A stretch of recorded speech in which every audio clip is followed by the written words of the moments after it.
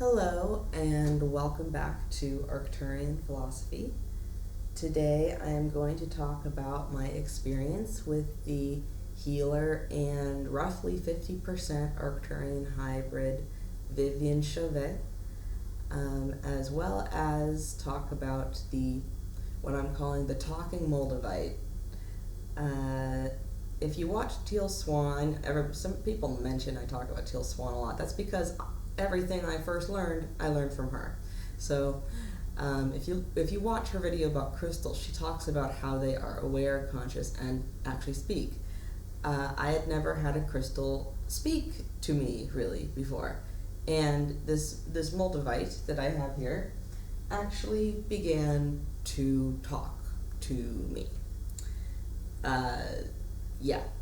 Before I describe the story of how I acquired it, I will begin again. I've been encouraged by Viviane to actually practice this however it comes out, even if I don't understand it at all.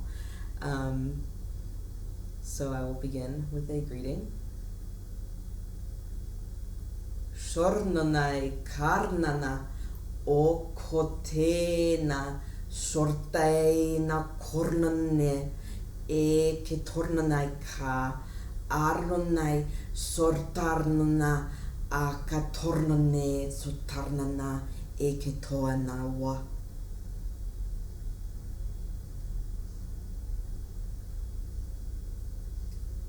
Alright. And actually, when I spoke to her, when I said the one phrase that I can translate, Arstoktaina, which means get away evil thing or be gone Satan, when I said that to her, she said, when you said that, and she indicated it vibrated here as a familiar language, that yes, that's correct. So that confirmed for me that was actually real, that my experience with this, I told her, I can speak a strange language that I don't understand except for one phrase, and I'm pretty sure the word Honto means queen, but I don't know for sure. I couldn't figure that one out, and I don't know if maybe that's a Yael language actually instead, because it was Yael that were around me at the time, so I don't know if that was Yael instead. So what happened was I went up to Phoenix. See, I live in Tucson, Arizona right now. We know the story why I'm here. And I went up to Phoenix to see Viviane Chauvet. She is French-Canadian and a 50-something% Arcturian hybrid. Her father basically is an Arcturian. Her mother was implanted with the egg, and that's how she was born. So she wasn't born from a human father. And she looks anatomically like an Arcturian. You can look up the interviews that were done with her, and she does actually look like an Arcturian. It's very interesting. So what she was doing a vibrational healing session, and I ended up arriving 15 minutes late because I got confused about what time it started. So I was accidentally 15 minutes late, but it was just fine because they hadn't really started yet. So she had each person come up into the front chair, and she would do stuff, hand motions and things around them, which actually I realized resembled vaguely the hand motions that I would do. Not really, but just very vaguely resembled it.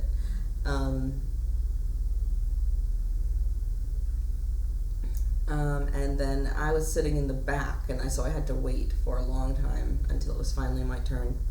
And when I sat in the chair, I sat there like this and closed my eyes, and I was in an extreme amount of pain, and I could feel like, air moving, like I could feel like her hands were going around me, and then I felt around me Arcturians, and the pain went away, and I began to cry, in front of like 20 people. I began to just cry. She had to give me a tissue because I told her, look, I miss being with them so much. I'm 6%, according to some healers, of Arcturian genetics, and that's why I feel such a strong connection to them, aside from living so many different Arcturian lives, from what I understand. So I was telling her, look, I miss them, and she said, come talk to me after the session. Come talk to me after the session. And so what she told me was that while she was working, she saw a grid system above my crown chakra right here, and that it was bringing in higher dimensional information. And then what this Moldavite here clarified, it made itself known to me like this afternoon. Like said, hey, come get me from over here. And I thought, what? The rock is talking to me? What? The Moldavite is talking? Well, it's a Moldavite. It's a huge Moldavite. Look at it. See, look at this thing. It is huge. It's giant-sized Moldavite. So no wonder it would talk. It told me, the Moldavite told me it's a crystal grid that's atop your head. And the first thing it told me to do was to put it on my head, like that, and let it sit there for several minutes. Then it instructed me to set it here at the heart chakra for several minutes. And it instructed me to put it next to it somehow where I slept. And that it wanted to be sunned. It said sunned. I want to be sunned once a day. To put it in the sun once a day. And it was acting like it. And then some of you guys who've experienced what like mind control technology can do, synchronicities, and how like you might be listening to a song and be thinking certain thoughts and things will be happening in your environment, and suddenly all of those things will sync up and you'll think, whoa, how did all this is all connected here. The Rock started doing that to me, like it was a reptilian, like it was a Yael, like it was the CIA. The Rock started doing that to me with the music that I was listening to, and that would be a common way that the CIA would like try to mind control me. But The Rock used that way to attempt to communicate with me, and I could tell because I felt myself go into that same strange wave state that occurs when you're like aimed at by the CIA to mind control you. And what do stones do? They emit frequency, and these things are conscious. I was like, wow, this thing is alive. So if it's alive, it can decide I'm going to direct my frequency towards you right now. It told me it cost an arm and a leg. I won't say how much, but it cost a lot of money, and I really kind of went out on a limb to buy it. I bought it on my credit card, and it said, I'm sorry I forced you to buy me, but that's because you're going to need me. You really desperately need me. So that's why I forced you to buy me. It like The Rock was trying to tell me I mind controlled you into buying me. I'm sorry, but I forced you to buy me. I pushed you into buying me because you had to. But it told The Rock, I'm trying to get off of some medications that are difficult to get off of right now. And The Rock said, whenever you feel, urges to take those medications, just hold me, and the urges to take the medications will go away. And that actually works. Like, this thing is I cannot recommend getting a huge Moldavite enough. Like, I bet if you had a Moldavite that was like the size of a stone, you could use it. You could create like a portal or something with the thing. This stuff is so strong. So I'm very glad I bought it. I'm not happy about how much I had to pay for it, but what the stone actually told me was that don't worry, the money is going to come back to you. And then my father sent me a text message saying, I'm going to put money in your account tomorrow. And I was like, oh. And what he puts in is similar to the amount that I paid. Not as much as I paid, but like similar. And I thought, whoa, I'll be able to pay off the credit card, okay? Like, or close a little bit. So the stone was right. It was right after it told me, don't worry, the money will come back to you, that I got the text message. Like, it would do stuff. This stone does stuff to me like that. It appears to have a sense of humor. It's a very assertive stone. It will tell you what it wants. Whereas, say, like, I haven't worked with this one yet, but I finally ended up with a rose quartz because I knew I needed a rose quartz because I used to have one at my old place, but I had to run out of my old place. Actually, I brought that with me, but they took all my stuff. Like, in the course of mind controlling me everywhere, they took all of my stuff, and I mean, like, everything. They even took my clothes at one point. So I had no clothes. Like, they even took my clothes at one point. It was crazy.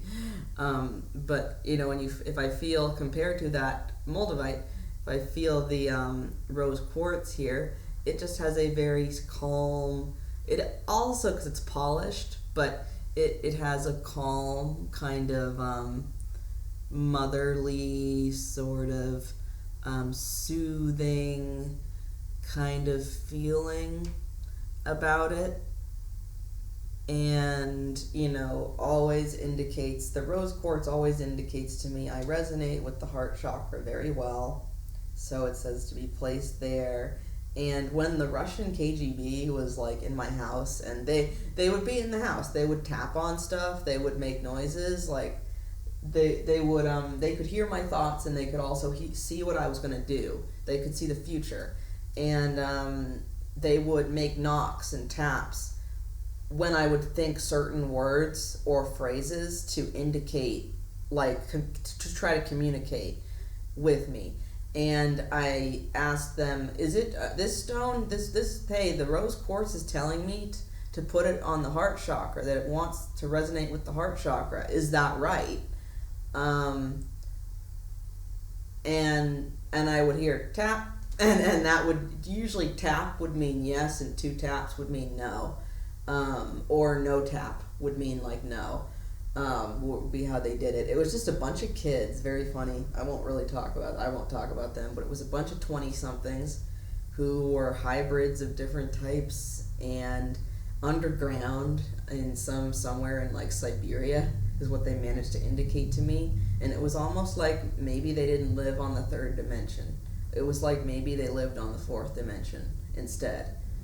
It was very, or it was if maybe they could traverse both dimensions at will. I'm not sure. Actually, I get a feeling yes right now from that, but I'm not sure that maybe they could traverse both dimensions at once. But that was my experience with Viviane Chauvet, and I'm going to work more with the Moldavite. Moldavite is also famous for facilitating extraterrestrial contact. I believe that's why it wants me to put it next to me while I sleep, so that I might experience some form of contact, like I did in the Bashar video, where I was being led down a path into a birthing type center. And I realized that the feeling there was just awful. It felt awful. It was a gray hybridization center where they would grow these offspring, and they were just born into this horrific environment. And And I suddenly just knew the answer was you have to feel love, and they're computers. They don't know how to feel love. So I thought, okay, I'll give them an example, and I began to beam it at them from my heart chakra like a beam and aimed it at all of them. And the little children reacted and looked up, and their skin began to change. That's when you yell transmute, you will actually see their skin change. That's why some yell look gray and some look like Yoda. That's been my experience. So I did that, and then suddenly I realized when I started doing that, when they looked, I realized, oh my God, this isn't a dream. This is real. And I realized I could feel myself bilocated. I could feel myself out of my body and in the bed. And I just thought, okay, and then I started yelling louder. Oh, you have to feel love. And then suddenly I was zapped in the eyes. Like I saw electricity literally behind my eyes, and it hurt a lot. And for a second I wasn't sure if I was like going to be blind or something because it hurt a lot. And I was like, ow, ow, oh. And I realized the Greys did that to me to get me to stop because they couldn't stand it. A lot of them couldn't stand it. The children were fine, but the adults probably couldn't take it. So they zapped me in the eyes. But I know this Moldavite here gives me the feeling of I have no intention of getting you involved with any of them at all. I have no intention of doing that. And see, this stone, like, it appears to be able to make things happen the way I can make things happen. Like, it made me buy it. It forced me to buy it. And then, made me do certain things with it. And it's like this stone has a lot of communicative power and influential power, and says, like, it says, like, it wants me to be its owner, but it doesn't like the term owner.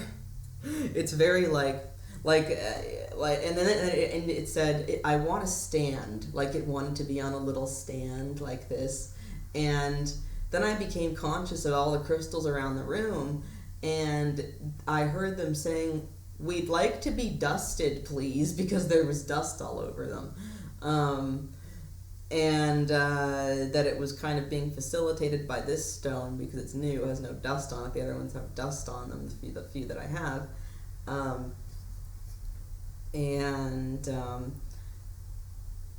If you are having trouble with like your direction in life, it's almost like half the stone talking when I'm saying this too, right now at least. The stone suggests, and I suggest, that if you are having trouble with your direction in life or have hit a kind of blockage in your life where you've hit an obstacle, you can't overcome it somehow, get a big piece of Moldavite and just get the big piece, like look at several big pieces and get the piece that appears to stick out to you.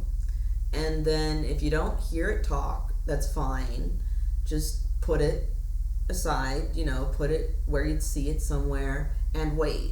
And it will do its thing when it decides to. It will communicate when it wants to. It seems like the Moldavite, this Moldavite is telling me, well, I'm kind of an individualized consciousness because I am separated from the like crystal mind of Moldavite, okay, if that makes any sense, like the archetypal Moldavite consciousness or whatnot.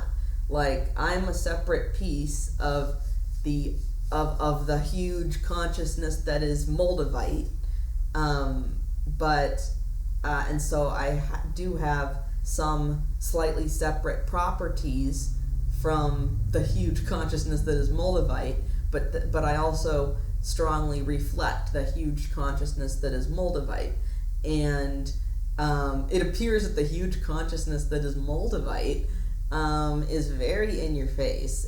I wouldn't say in your face, just very assertive. Very, very assertive. Like, hello. Like when I touch it, I can feel the vibration just coming into my hand, like that. It has a very strong presence about it, and just sticks out a lot. Like at least to somebody who senses crystals. Also, it's indicating to me right now that, see, I used to be able to have the ability to pick up a crystal and sense its properties, and then I kind of lost that ability when I was attacked so much, put in so many psych wards, and the Moldavite is indicating that it's so strong, that it would like to help me get my telepathy with the stones back, because I would have a telepathic ability with the stones at times. And so it wants me to have that ability back. So I'm very excited to work with this Moldavite. I was going to wrap it as a pendant, and it told me, no, please don't wrap me as a pendant, like a pendant to wear, like this, because it's perfect as a huge pendant, like a nice huge pendant to wear. And then you also have this huge Moldavite on your body, like 24/7. But it said, please don't wrap me as a pendant, because I'm going to tell you to do different things with me that, wire would be in the way, and that doesn't suit my purpose for you right now. But after I'm done doing that, then I'll tell you when it's okay to wrap me as a pendant. And by the time you wrap me as a pendant, you'll be much better at it, so it won't look messy. It appears that these different crystalline consciousnesses, and crystalline overmind, I also hear the term crystalline overminds, have the ability to see probabilities into the future. That's why they'll say use an emerald for scrying, or for seeing the future. They'll tell you hold an emerald and gaze at it next to water, or gaze at it into water, and that can cause you to see visions of the future. So the Moldavite is kind of indicating like that it can kind of see some of the future. I think I'm going to ask it about, its connection to different extraterrestrials. And it says all of them. That's funny. It says all of them. I am all of them. I am like the we are one concept, but it says I am all of them. This is like if you could make up the philosopher's stone, that wasn't in alchemy, just something called the philosopher's stone. Because remember, my channel is called Arcturian Philosophy. My topics, I ideally involve philosophy about life. And if you could indicate a philosopher's stone, this is definitely a stone of a philosopher, of one who asks the great big questions of the universe, of life, of death, of the lack thereof, of death, of the astral and beyond. And so I'm very, very happy to have this new friend here. And so with that, I will close this episode of Arcturian Philosophy. I hope that benefited you. If you live in Arizona, I do highly suggest going to see Viviane Chauvet. She works at a store called Storm, like as in monsoon, Storm, Wisdom, in Phoenix. And you can find her on meetup.com under Teachings of the Arcturians. So I will close this episode of Arcturian Philosophy. Arnaika etetornene sornaya karnona sorteta karnone karnana naka torka sene tornonea korna agna sorna tonowata ene konoa.